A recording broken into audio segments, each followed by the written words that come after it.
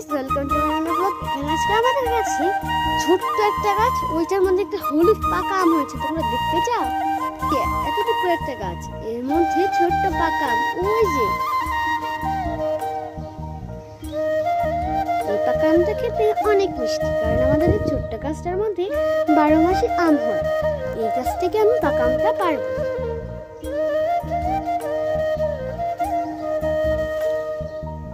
এই যে দেখো বন্ধুরা, পাকা আমটা ছোট হলেও এটা খেতে কিন্তু অনেক মিষ্টি।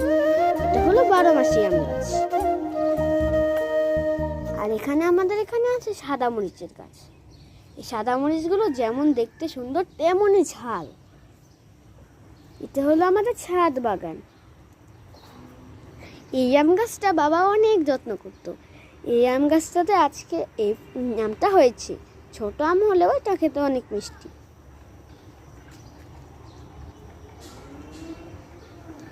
এই গাছে একটা টমেটো হয়েছে। এই যে হলুদ বেগুনের গাছ, এগুলো হলো হলুদ বেগুন।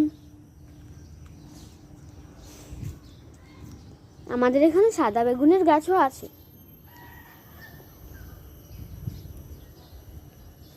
এটা হলো সাদা বেগুনের গাছ। বেগুন হয়নি, কিন্তু এটা সাদা বেগুনের গাছ।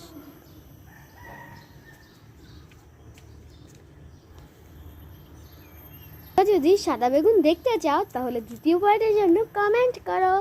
Bye bye. আর আমি এই আমটা এখন খাবো।